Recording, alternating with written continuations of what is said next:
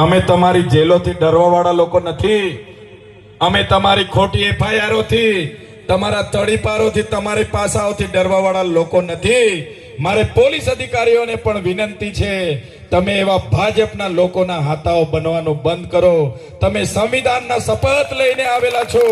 તમે જે સંવિધાનના શપથ લઈને તમે નોકરીમાં વર્દી પહેરી છે, તમે શપથ લીધા છે સુરક્ષા, સલામતી અને શાંતિ પૂરું પાડવાનો, અને તમારો પગાર પણ આ જનતાના ટેક્સમાં આવે છે, ભાજપના કાર્યાલયથી નથી આવતો.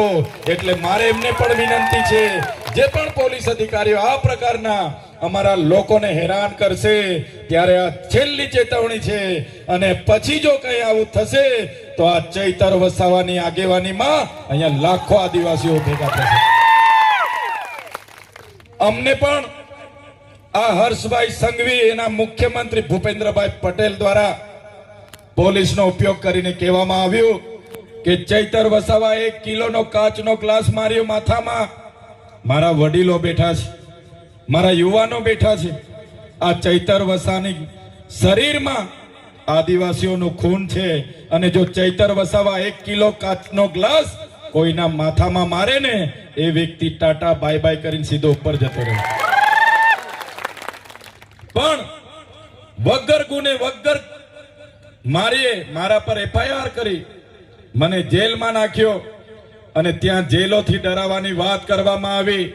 કહેવામાં આવ્યું કે તમને 2 વર્ષ રાખીશું, 3 વર્ષ રાખીશું, 5 વર્ષ રાખીશું. કેમ આદિવાસીઓને જાગૃત કરો છો? કેમ અધિકારોની વાત કરો છો? કેમ આ સરકાર સામે આંદોલન કરો છો?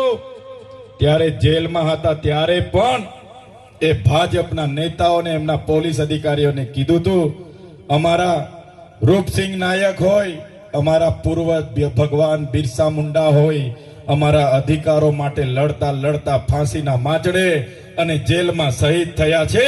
આ ચૈતર વસાવાએ પણ આદિવાસીના અધિકારો માટે શહીદ થવું પડશે, તેની પણ તૈયારી છે. પણ આ ભારતીય જનતા પાર્ટીના લોકોની સાથે રહીને એમની ગુલામી ના કરીએ. અમારા આદિવાસી સમાજની જમીનોના સોદા અમે ના કરીએ. અને આ ચૈતર વસાવા એમની જેલો પણ વેઠી લીધી, અને આજે લોકોની વચ્ચે છે. આજે આખા ગુજરાતના લોકો ચૈતર વસાવા સાથે છે, ત્યારે આ ભાજપ ડરી ગઈ છે.